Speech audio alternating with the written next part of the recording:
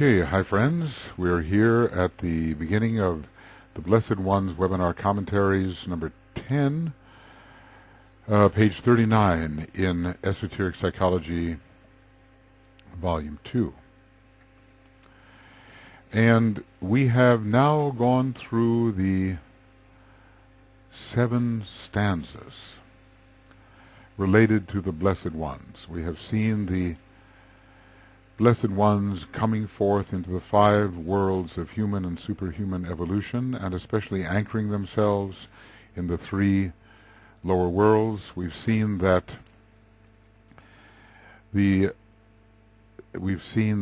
angel of the presence is the shadow of the Blessed One, considered in a higher sense as that part of the monad which retains its capacious awareness on the monadic level, even while sending forth an emanation of itself. We've seen the emanation of the greater monad, the Blessed One. We've seen that Blessed One seek to understand the ways of matter and to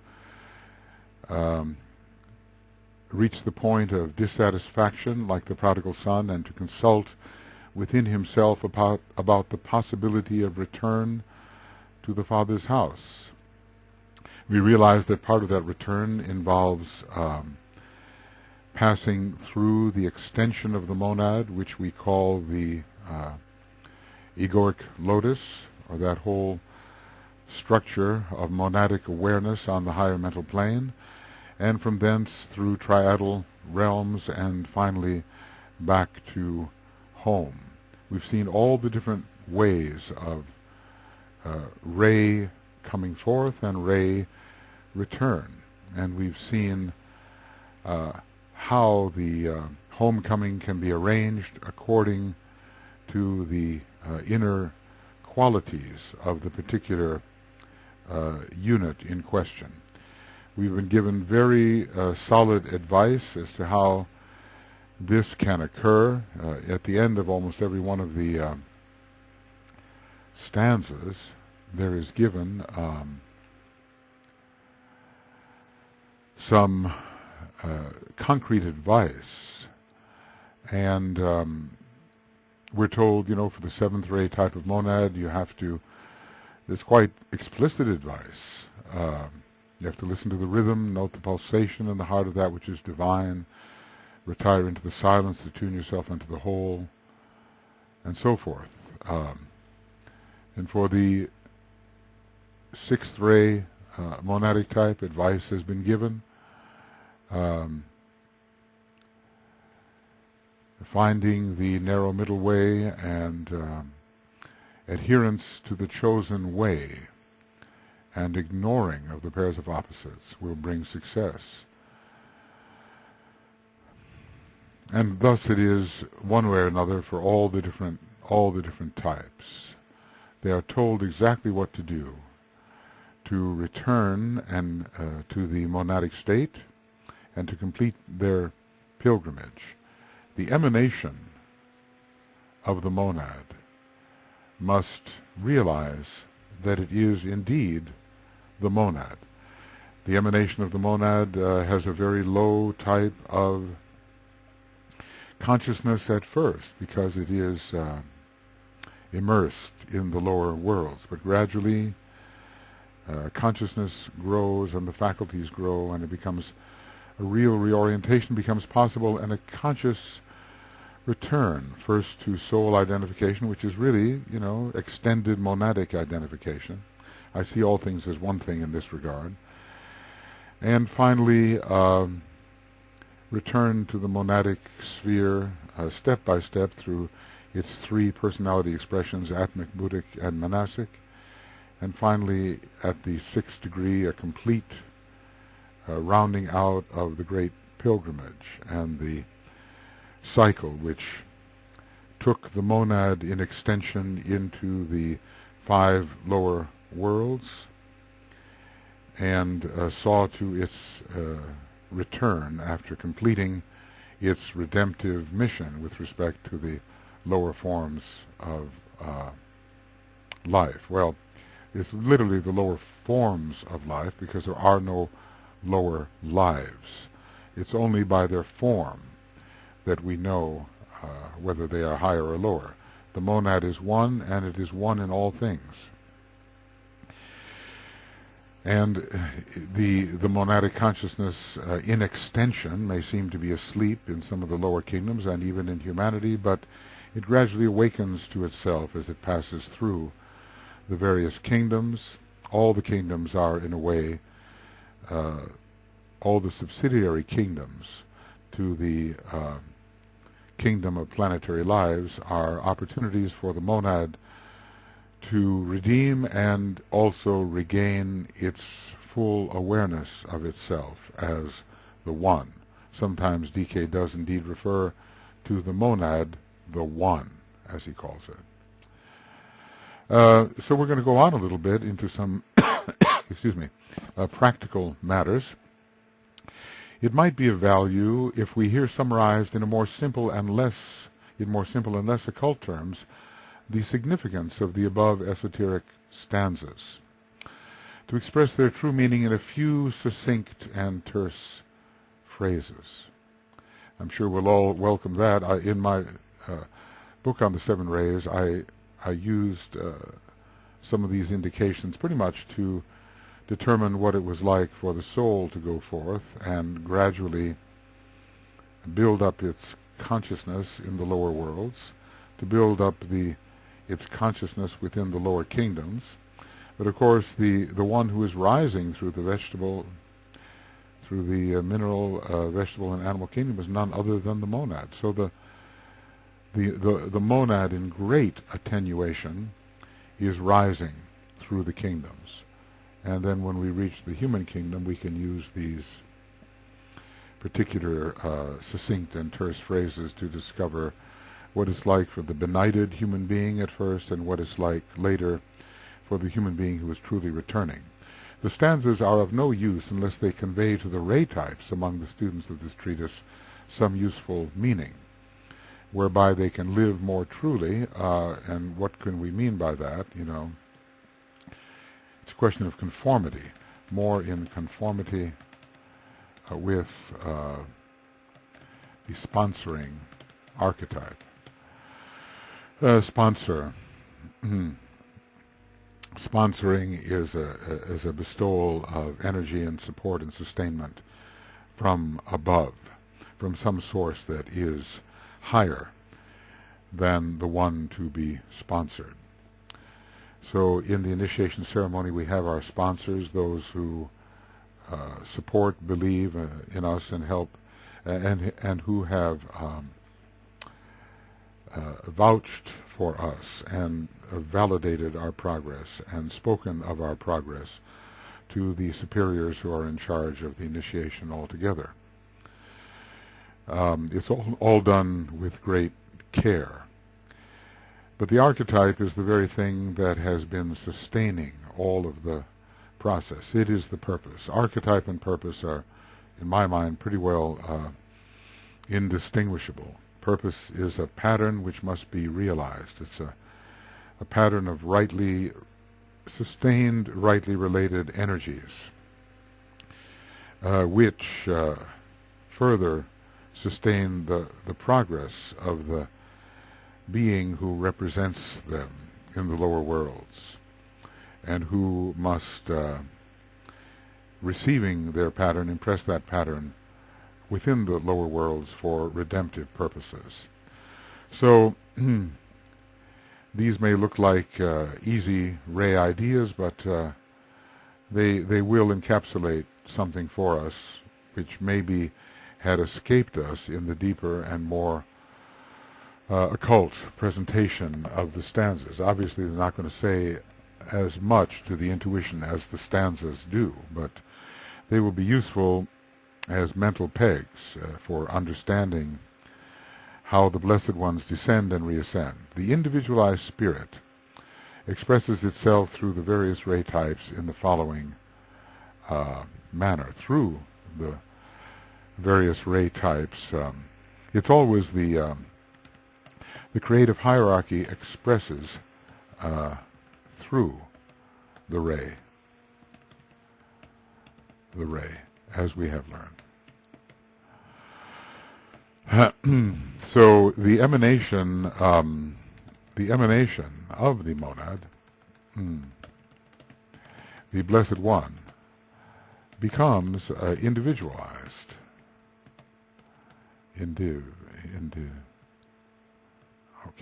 Becomes individualized. And through limitation, that's to say, individualization of the monad is a limitation upon the vast monadic awareness. So it is an encapsulation of the vast monadic awareness. And the monad in the lower worlds doesn't even realize its own soul consciousness. It doesn't realize the state of unity through which it has passed on the higher mental plane.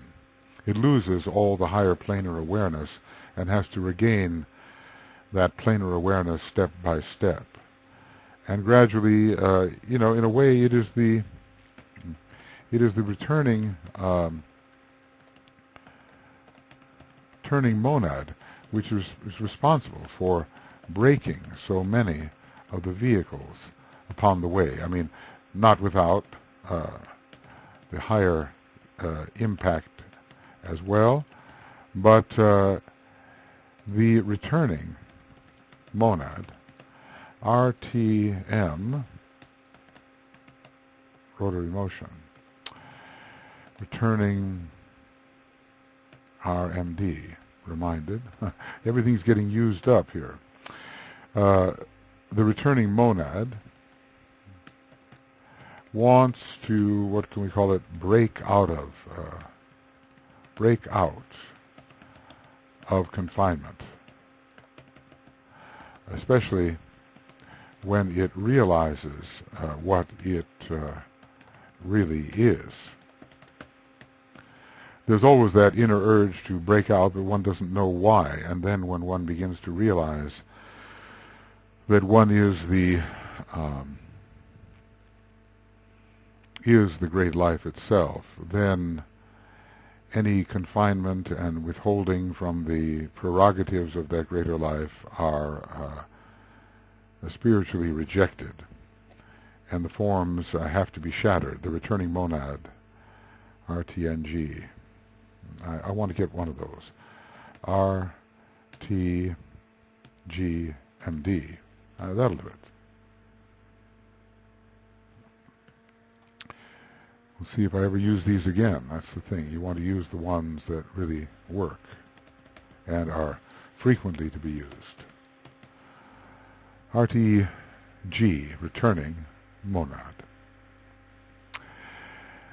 So we are always the returning monad, especially once we have undergone the reorientation, which we call the reversal of the wheel, and at first we return to that lower expression of the monad we call the soul on its own plane. After all, it is our soul, and our soul is monadic, even though substandard by the consciousness of the solar angel, which enhances it. So our soul consciousness is enhanced by solar angelic consciousness. Let's see, how can I put this? This way. Our soul consciousness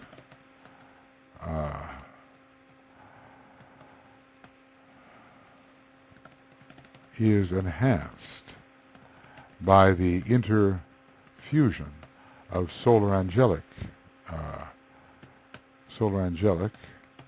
consciousness. You know, we become an outpost of the Master's consciousness. We become an outpost of the solar angelic consciousness. How can that be? Well, consciousness is a rather fluid something which can penetrate and pervade and permeate a lower field and somehow be present within that lower field, accessing what is known by the entity using the lower field and enhancing what that entity knows. So if I'm to be overshadowed at a certain moment or permeated by the Master's consciousness or some higher consciousness, I will suddenly know more than I knew before, because of the presence of that knowingness within my lesser knowingness. The language is pretty mystical in a way, and one day will be more scientific and occult when we understand exactly what's happening from a more technical point of view. So, okay, then we look at Ray 1 and we remember, first, I tell you what let's do. Let's read the stanza and then take a look at how DK essentializes it. Ray 1. The Blessed One flies like an arrow into matter. He destroys or ruptures the way by which he might return. He grounds himself deeply in the depths of form. He asserts, I will return. My power is great. I will destroy all obstacles. Nothing can stop my progress to my goal. Around me lies that which I have destroyed. What must I do? The answer comes, order from chaos, O pilgrim on the way of death. This is the way for you. Love you must learn. Dynamic will you have. The right use of destruction for the furtherance of the plan must be the way for you. Adherence to the rhythm of the planet will release the hidden Blessed One and order bring. So, what do we have? Well, this is all, let's say, all of this operates, all of these qualities operate once the Blessed One is immersed in the lower worlds. We are not talking about the manner of leaving the Father's home. And there are different manners of doing so. You know, there are different manners of apparently separating oneself from the Father's home. Whether you build an ark, or you roll yourself in a veil, or you fly like an arrow, or you rush forth to combat, or you come forth in ignorance, or you follow the way with fury, or whether you seek to enter the world of forms holding to the hand of the magician. There are different ways of separating yourself from the vast awareness of your monadic consciousness. So, dynamic one-pointedness, nothing wrong with that. But destructive energy, which is unintelligent at first, or at least not spiritual. Power realized selfishly, so the lower ego seeks power for itself, and that is the limited human being with a limited self-identity. Lovelessness, and this is what every first ray monad has to learn. Love you must learn, dynamic will you have. So there is the question of cultivating this magnetic cohesive energy. The cultivation of the magnetic cohesive energy is needed. And, in a state of lovelessness, there's simply a separation, barrier between oneself and others. We're told that the first and fifth ray types, these are even soul types, when dealing with psychopathology, may enter such a state of isolation as to make themselves completely untouchable. This is untouchability in a different sense. There's no possibility of relation because the law of cleavages is operating. That's a fifth ray law, but you can see how it has its roots in the first ray.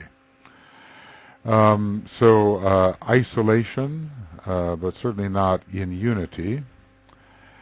Holding oneself apart and separate. We are told that the majority of the masters of the Black Lodge are first-ray souls.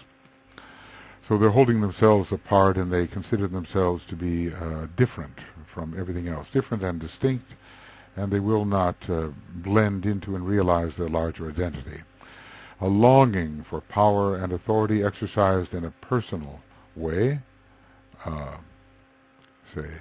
exercised personally, a desire to dominate, to be the, to be, no, see so many things, to be at the head of a strictly human hierarchical arrangement, and expressed strength. Well, nothing wrong with the expressed strength, okay, but self-will, in other words, cut off from the will of the whole.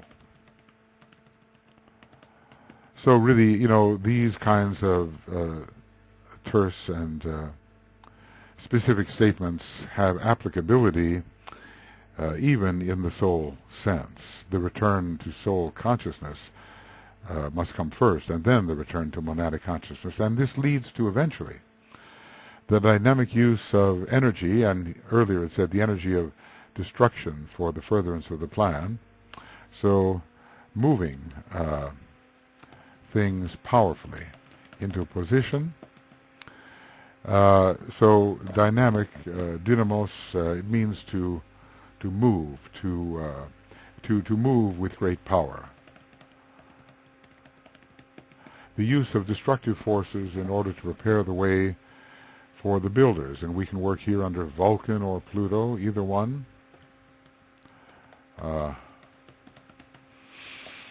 And even Uranus has its place also.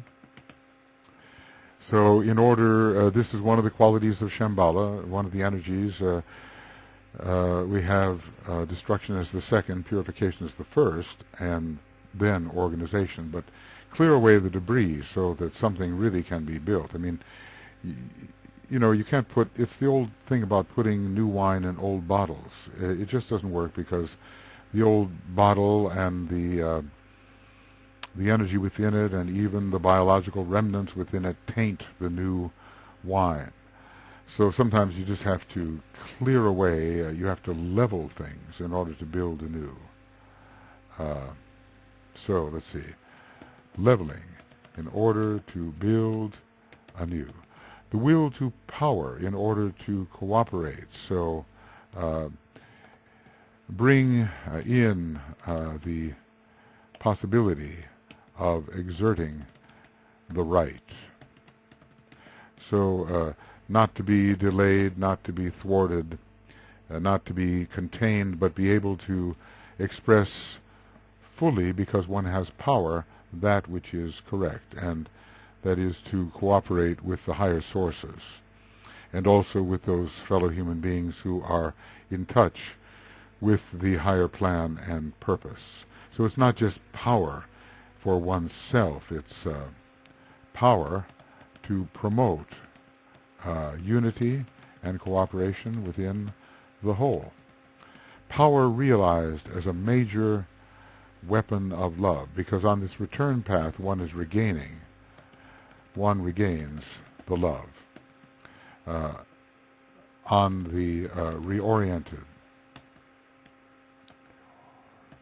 path. Power realized as the major weapon of love, at least for this type. So the destroying those factors which prevent right cohesion, which prevent the appearance of the right pattern. So getting rid of the impediments to loving relationship, the impediments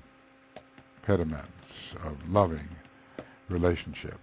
Identification with the rhythm of the whole. It's a bit like this seventh ray, isn't it? But how is it put here? Order from chaos, adherence to the rhythm of the planet. That is to be considered the whole in this context.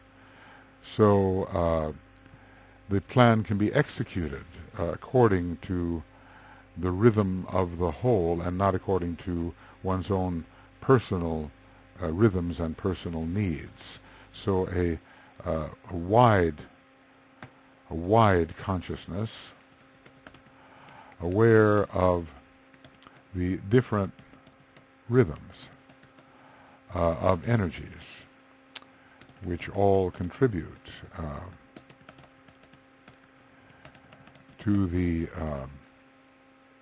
development of the whole. So, in other words, when do you do something? Well, this is not determined by one's own desire or intention. But by the way that the planetary logos applies his energies in the lower worlds. So you have to learn patience and waiting, and to act with the higher energies at the right time. And the cessation of isolation, and instead the realization, RLZ, let's try that, RLZN,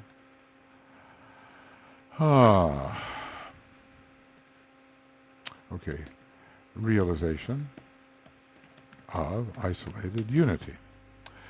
And instead of feeling really separate and granular and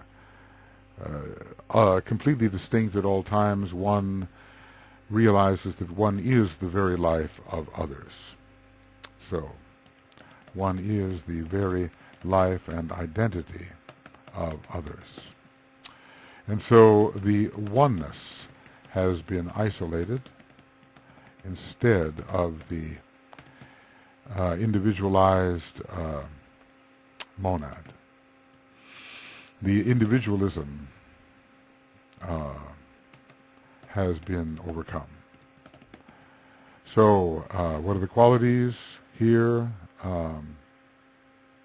Well, I think we have those. Or maybe just to read them in sequence, rapidly, maybe that will be useful. So, dynamic one-pointedness, destructive energy, power realized selfishly, lovelessness, isolation, a longing for power and authority, desire to dominate, expressed strength and self-will, leading to, with reorientation and a return towards home, the dynamic use of energy for the furtherance of the plan, the use of destructive forces in order to prepare the way for the builders, the will to power in order to cooperate, power realized as the major weapon of love, identification with the rhythm of the whole, the cessation of isolation.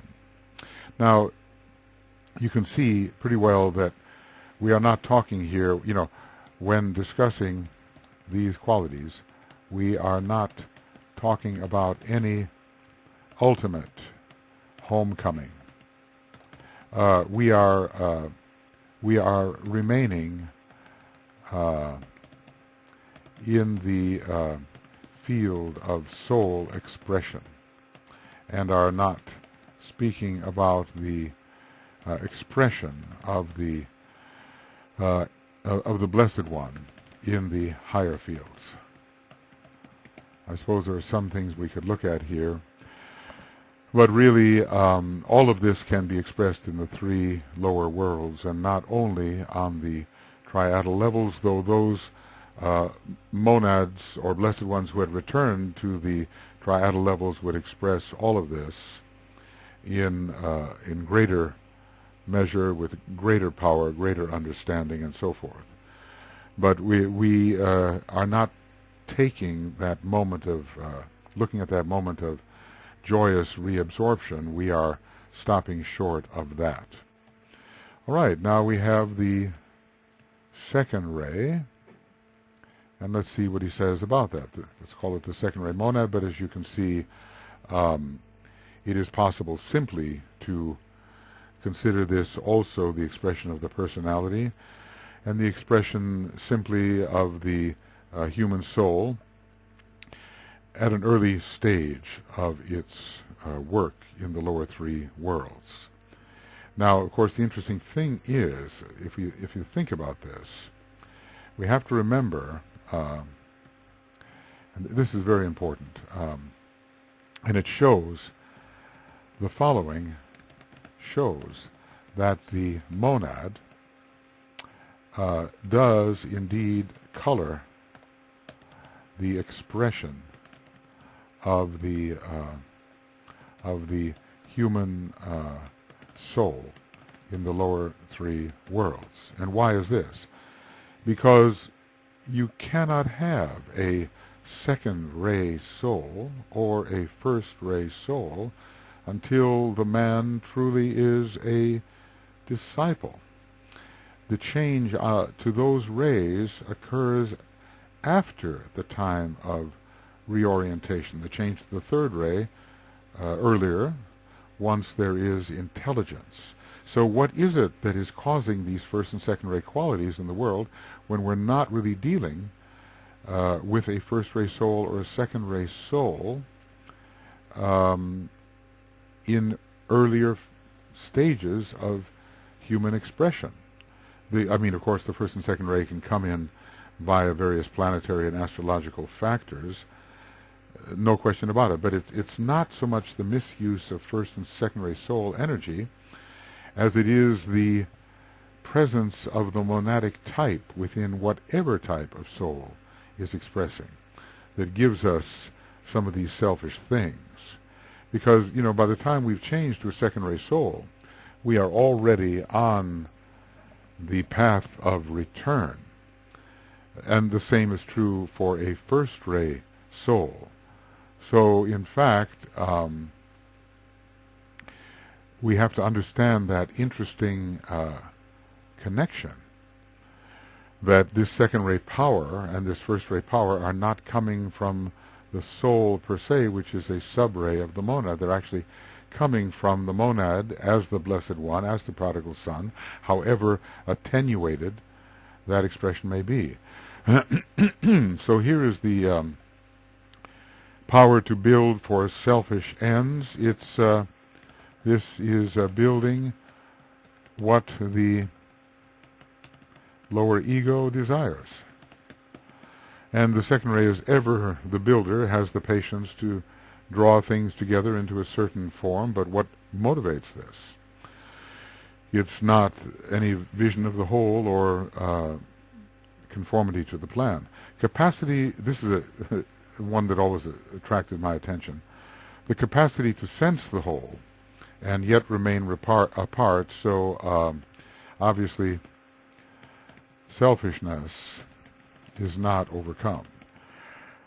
There always is this sense of wholeness with the second ray type. At what level this would come in, maybe even that of the selfish student of philosophy or of spirituality. Yes, there's a wholeness, but I'm still selfish. The cultivation of the separative spirit, there is the possibility here of non-inclusiveness. And including all things pertaining to the self and not relinquishing any of them, but not including others. So there is with the second ray type a type of initial coldness, and inactivity. And so one may gather to oneself many things without considering the state of others within the whole which one senses. The hidden light, well, let's read that. I think we better read it because that will give us the foundation we need. The Blessed One built him an ark. See, this is where the hidden light comes in. Stage by stage he built it, and floated upon the bosom of the waters.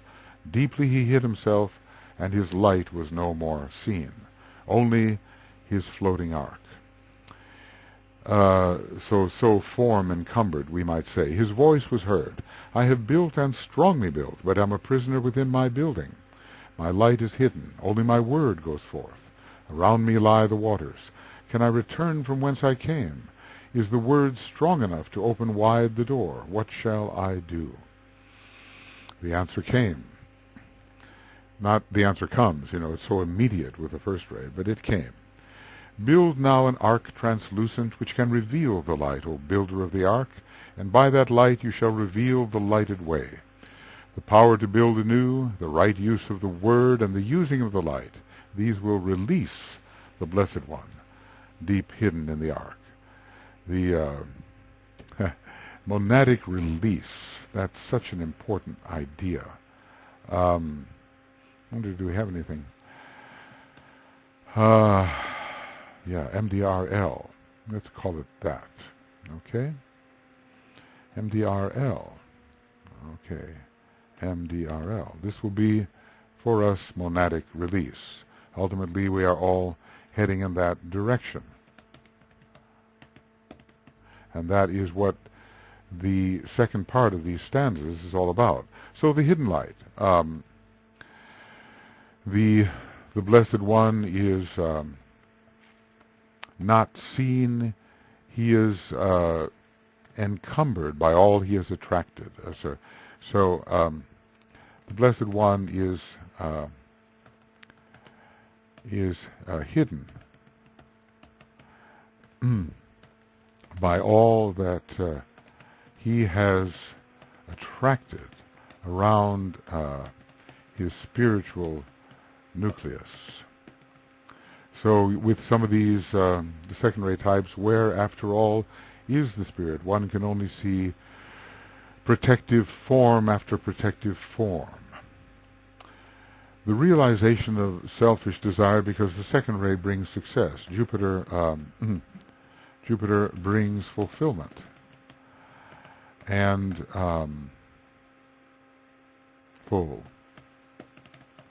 Jupiter brings fulfillment. And one can attract, and one can attract to one's separative self that which one desires, and be outwardly fulfilled. So there will be success in this. What else? Longing for material well-being, and the problem is the love of comfort, and all that which will not place stress and pressure upon the immersed unit. So there is that inner sensitivity which is protected by conditions of material well-being. Inner and sensitivity. So we don't normally think of the second-ray type as possibly being materialistic, but if you really think about it, every type is materialistic. When they have first descended into the lower worlds, they deal with matter, they think in terms of matter form, they have forgotten their origin, they don't have conscious access to the pairs of opposites. They awaken to that later, the higher of the pairs of opposites. So they seek material fulfillment. It's a great secondary or false home to the spirit, looking for home within the protection of matter, we can say. Looking for home within the protective encirclement of matter, form. Selfishness in general, and why, all of them have selfishness, and subordination of all soul powers to this end, and there is then there is the use of soul powers to promote the welfare,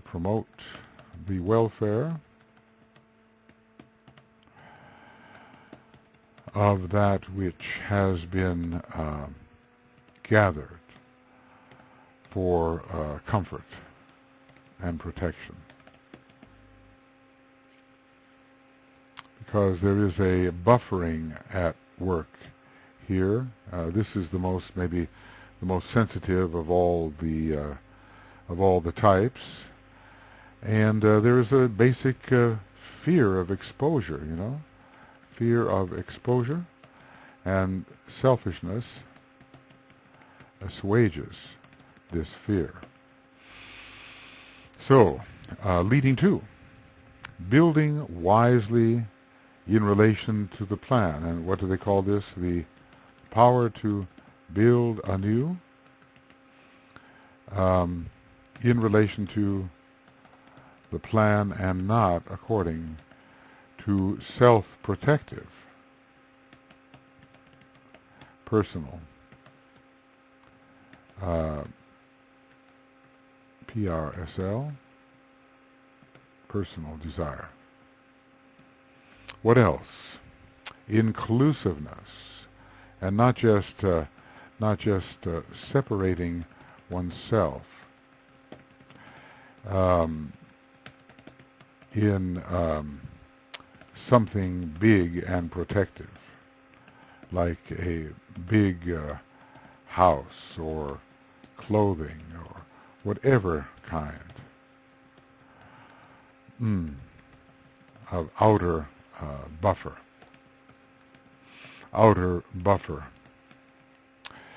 So embracing, magnetically attracting not for oneself, but embracing others as if they are oneself. Others as if they are oneself.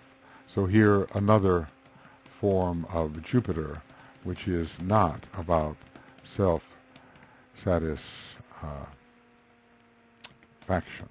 A longing for wisdom and truth, and what did we have earlier here? Sometimes there are parallels here, aren't there? Well, in the first ray we had, yes, longing for material well-being. So these can be put opposite each other, I think. And instead of material well-being, it is for the more subtle things, wisdom and truth. This is the ray of love, wisdom, and also the ray of light. Light is a very strong factor here. The light of truth. Sensitivity to the whole, and this is not just sensing it and remaining apart, but sensitivity to the whole and remaining within the whole with that sensitivity. Sensitivity to the whole, and what we have is empathy and a feeling into the other constituents of the whole. Constituents. And renunciation of the great heresy of separateness. We will go over the oppositions in just a little while here. No longer separate, no longer sheltered in separativeness, right? That's the problem with the second ray type. Shielding others whom it loves in a personal way and shielding itself. So no longer dwelling in, what can we call it, sheltered separativeness. Even some people, put on weight because of their oversensitivity, and they feel that somehow they can keep out the impacts. The weight is a great buffer, a great sheltering of the inner sensitivity, and it separates them from the possibility of impact. The revelation of the light, build now an ark translucent, O builder of the ark, which can reveal the lighted way, O builder of the ark. So at first we have the revelation of the Word, and we can say that to the revelation of the Word we can add the revelation of light. The light giver, the ray of light bearing or light carrying influence. So the word of unity and the light which reveals unity. The word of unity, the unifying word, and the light which reveals the inherent unity. And true illumination, so we're told at least the second ray soul is the most luminous. Second ray soul is the most luminous. And right speech through generated wisdom, the power to build anew, the right use of the word, the using of the light, these will release the Blessed One deep hidden in the ark. So we are always building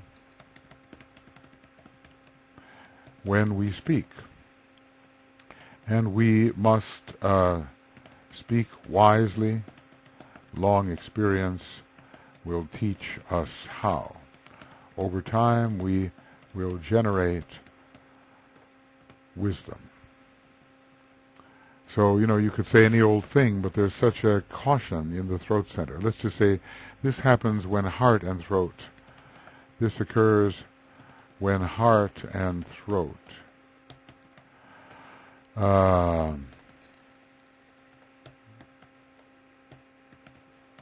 united. One has to speak with heart, from the heart, and not only from the mind, otherwise there is not real wisdom. So speaking with wisdom from the heart brings about intelligent, divinely intended cohesion, a reflection of the divine archetypal pattern. All right, let's look at the comparisons here, perhaps. Okay, the power to build for selfish ends versus the building wisely in relation to the plan. This is the Geminian setup. We learn by contrasts. Maybe we should also review that for Ray 1. Capacity to see the whole and to remain apart, sense the whole, and instead not remaining egoistic, but relinquishing one's separative ego, thus inclusiveness. The cultivation of a separative spirit, well sheltered. And I think here we have a different number of things here, but a longing for wisdom and truth, we have that. The cultivation of a separative spirit and instead the sensitivity to the whole. So one doesn't feel only within oneself and nurture one's own sensitivities, but one is sensitive to the sensitivity of others. And the renunciation of the great heresy of separateness. Okay, not all of these correlate, but some do. Longing for material well-being, and instead what? Longing for wisdom and truth. They're not given exactly in order, as we see. Selfishness and the subordination of all soul powers to this end, and instead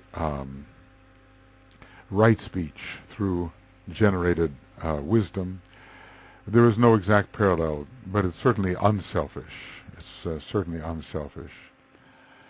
And the general renunciation of the great heresy of separateness. Everything depends on self-conception. If we think we are the lower ego, we will act accordingly,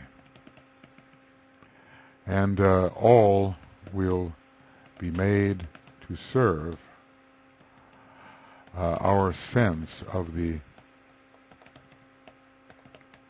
separated self. So let's read that. I think it would be a good idea.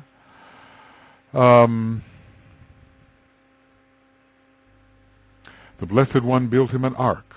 Stage by stage he built it and floated upon the bosom of the waters. Deeply he hid himself, and his light was no more seen, only his floating ark.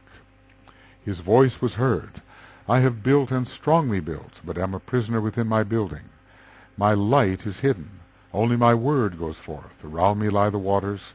Can I return from whence I came? Is the word strong enough to open wide the door? I presume the door into the higher life, the door beyond the third degree, and the door toward monadic fulfillment. What shall I do? The answer came, build now an ark translucent, become a light bearer, a revealer, which can reveal the light. O builder of the ark, builder of that which surrounds always. Does it surround for comfort, or does it surround for inclusion and for developing through subjection to benevolent energies, all the others who are included? And by that light you shall reveal the lighted way, which leads others out of darkness and leads you back to the monad.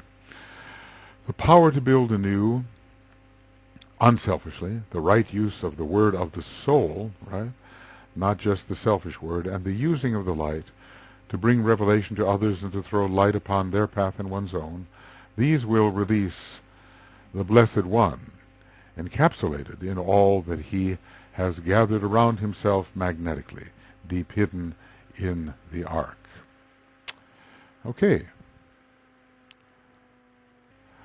All right, I think we have a little time here to, the way we've been doing it, the programs are sort of like an hour and 15, hour and 20, even hour 25. I hope that can all be worked out in the long run. But let's look at the third ray stanza and then get right into the descent and reascent. The Blessed One gathered force. He hid himself behind a veil, and deeply hid his face. Naught could be seen but that which veiled and active motion. Within the veil was latent thought. The thought reached forth. Behind this veil of Maya I stand, a Blessed One, but unrevealed. My energy is great, and through my mind I can display the glory of divinity. How can I, therefore, demonstrate this truth? What shall I do? I wander in illusion. The word went forth, all is illusion, O dweller in the shadows. Come forth into the light of day. Display the hidden glory of the Blessed One, the glory of the One and Only. The glory and the truth will rapidly destroy that which has veiled the truth. The prisoner can go free. The rending of the blinding veil, the clear pronouncing of the truth, and practice right will render to the Blessed One that golden thread which will provide release from all the maze of earth existence. So let us see what we have. And I'll make sure that we have the right kind of bracket. At first, in the lower worlds, forced manipulation through selfish desire. What do we call, if you give into your dweller, you become the manipulator of souls. If the second ray type gives into the dweller, you become the deluder of souls, and the first ray type, the destroyer of souls. Well, it's maybe not that extreme, but here is selfish manipulation of energies and forces, especially forces, to fulfill what the lower ego wants. Intelligent use of force with wrong motives. So the intelligence is definitely there. Right? Has awakened. It's actually a bit later in the process that some of this is going on. We're not talking about the work of the immersed monad when the man is entirely unintelligent and benighted and bewildered and confused by all that's going on in the lower worlds. This is a personality use, we might say, of this particular ray. Intense material and mental activity. And notice the word intensity is also found with the corresponding ray, the sixth, the ray of undue intensity, but this is also intense activity. Rush not from point to point, nor be deluded by the outer forms and that which disappears. Behind the form the weaver stands, and silently he weaves, but we're not there yet. So there is all kinds of rapid and intense activity and mental activity in relation to material things, right? In relation to material things and states. And one is not thinking of higher things at all. The realization of energy as an end in itself. This is unusual. And shows the love of activity, of acting under the impulse of energies and forces, whether or not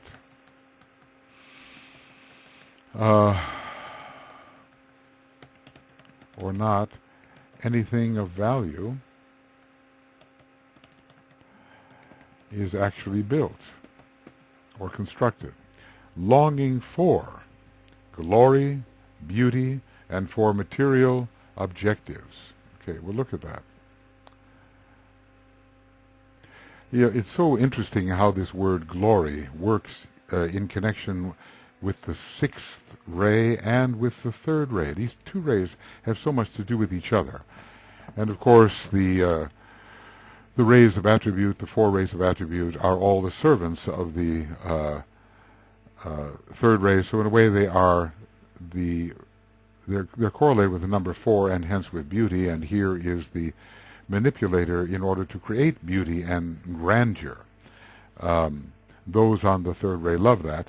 And for material objectives, for that which is to be manifested. So longing for glory, which is, we can call it an effulgence of light displayed, and for beauty of material things mostly, a beauty in that which is manifested, and in general for that which is to appear upon the material plane. Submergence, quite a word, because water is matter and matter is water. So this is a very materialistic sign in the or ray in the early days in illusion, glamour, and maya, and let's just say not able to extricate from the three lower worlds. But all this leads to the manipulation of energy in order to reveal beauty and truth. So let's just say there can be right arrangement, which is more of a seventh ray thing in a way, but manipulation of thought matter to reveal the forms which reveal truth, and shedding light on the world for the sake of bringing the beauty of things and the truth of things to light. The use of forces intelligently for the furtherance of the plan. This is the third ray type. is adept at this. So bringing together the forces which, intelligent bringing together of forces to meet the need. The marshalling of forces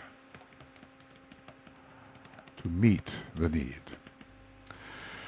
When the plan has to be manifested in some certain sense and there's a blockage, well, there must be an intelligent way of bringing this aspect of the plan into manifestation.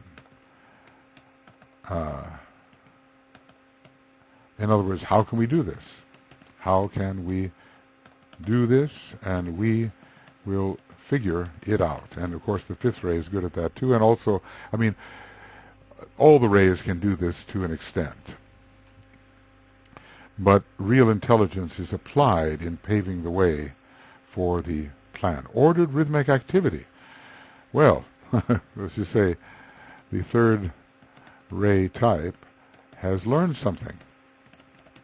And I'm remembering where we're told, nor love of my own wild activity. Love of the ordered process must control.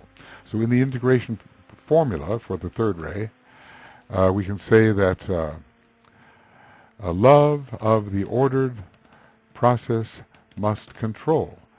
And so the third ray type absorbs some of the, let's call it the seventh ray abilities, in cooperation with the whole, and not just this particular glamour of the third ray, cooperation with the plan in an individualistic manner, not just cooperation with the plan in an individualistic manner, but true cooperation in the best ways as suggested from above, and for the benefit of the whole. So, usually the third ray is in a way the ray of individualism. It has to do with the rotary motion, which vorticularly separates any entity from any other entity. When the energy is spinning, it casts off others and maintains the separation. We're told about that in a treatise on white magic, how the mind can be like a spinning wheel, which casts others away instead of inviting them in. It's subject to the third ray. Ordered rhythmic activity must be quite a learning to get there, but how is it said? Love of the ordered process must control, and not love of my own wild activity. So the third ray type outgrows this. We can imagine in relation to Master R that he is not given to chaotic third ray activity, though certainly he can move fast as the third ray does, eventually, in cooperation with the whole and not just the part. And then desire for right revelation of divinity and light, and not just the revelation which redounds to the glory of the separated or separative individual. Adherence to right action. Practice right. We remember that. Practice right. The rending of the blinding veil, which will reveal divinity and light. And practice right is the last one. So often rejected by the third ray. Third ray type. They, any old action, the action of the moment, the action of the impulse, not fine action, usually, but this can be learned. They said of the third ray type, it's full of thought, but not of great refinement in the artistic work. The artistic products will be full of thought, but not especially refined. But eventually this is this crudeness or lack of responsiveness, lack of sensitivity, is finally overcome. And so we see them developing the abilities they lacked before, just as all ray types do. The revelation of glory and goodwill. You know, we think of philanthropy, the use of money, energy, for the sake of love and goodwill. Think of goodwill, think of action. We are told that goodwill is love in action. Okay. So there is the combination of the love aspect and the action aspect, the activity aspect, the revelation of glory and goodwill. These are beautiful qualities to be achieved by the third ray monad working through the soul of whatever kind, just the way there are soul activities to be achieved and qualities to be achieved by the soul on a certain ray working through personalities of any kind. You know, when you really look at the integration formulas, they don't depend upon the personality ray. They depend very much upon the soul ray. And some of these qualities in the monadic pilgrimage depend very much upon the monadic ray, and only secondarily upon its sub-ray, the soul ray. So let's look here at the comparisons and see if we can find. All right. Oh, that's pretty good. There we go. So forced manipulation through selfish desire. Well, you still have manipulation, but it's manipulation of energy in order to reveal beauty and truth. And as long as one is stuck in one's individualism, there will be no beauty of the greater whole, and the truth will always be distorted because there will be the personal bias. One will not want to see what goes against what one desires. Intelligent use of force with wrong motive. The intelligence is there, but the objective in mind is not for the welfare of the whole. And contrast this, the use of force is intelligently for the furtherance of the plan. The furtherance of the plan is the right motive, the furtherance of the desires of the individual, because the individual at that point is not illumined, is the wrong motive. Intense material and mental activity, so that we see busyness with all of the glamorous implications, and instead the seventh ray is taken over here in the life of the third ray type. Remember, they both have Saturn very strong, and Uranus has its own third ray quality as well. So and it's involved in the seventh ray as well as the third, right?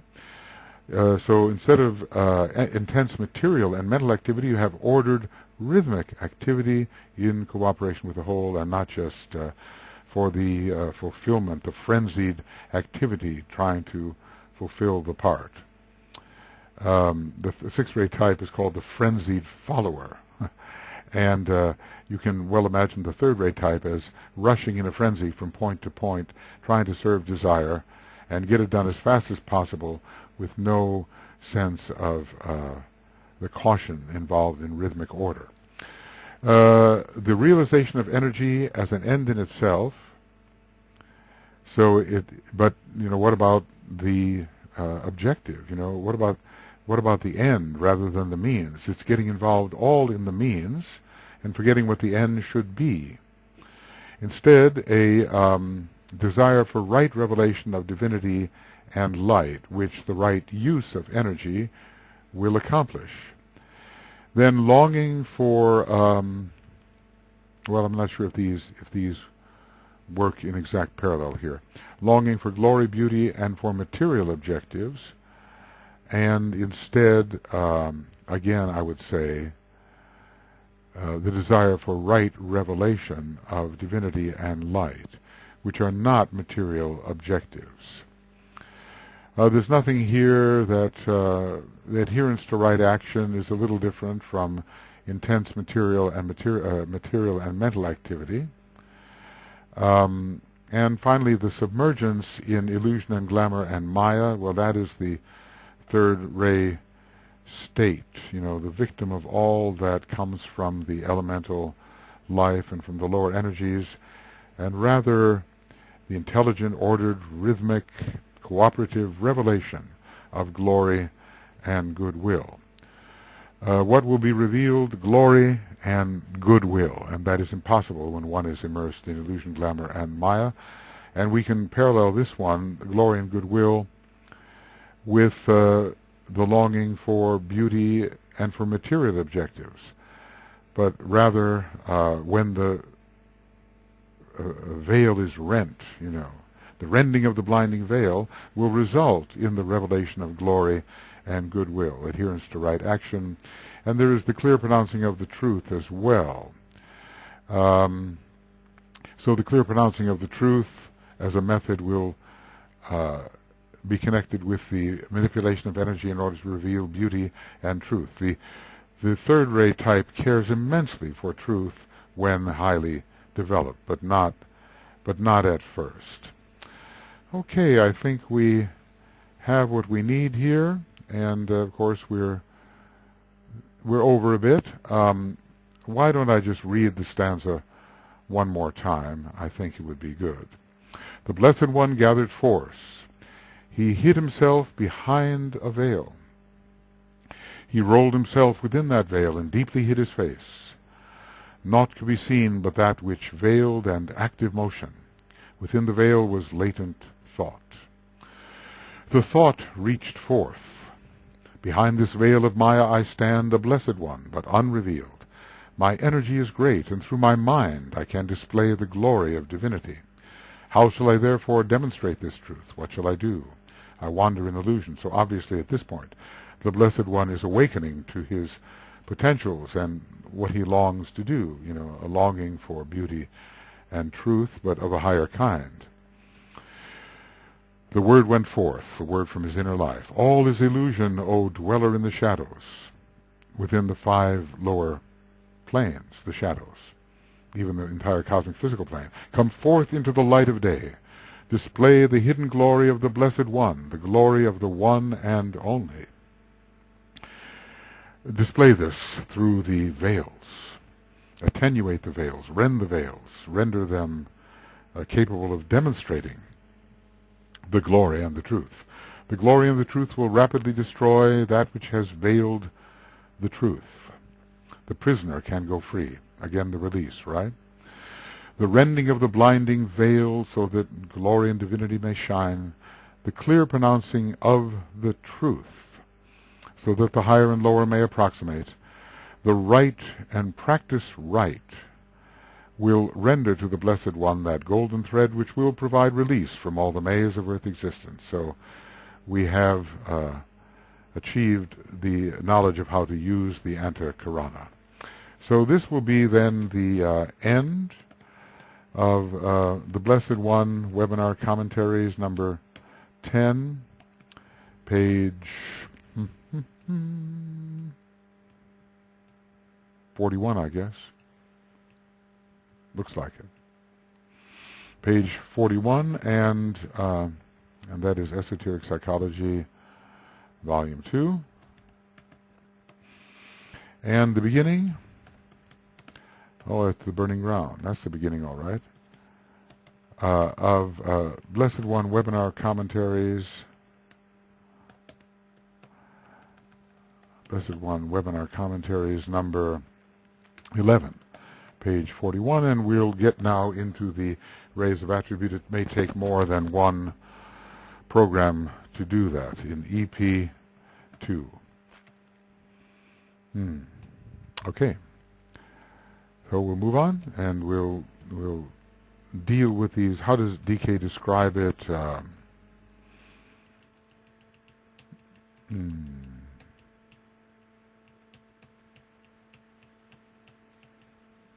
Yeah, that's the end of number 8 on Ray 7. He describes it instead as a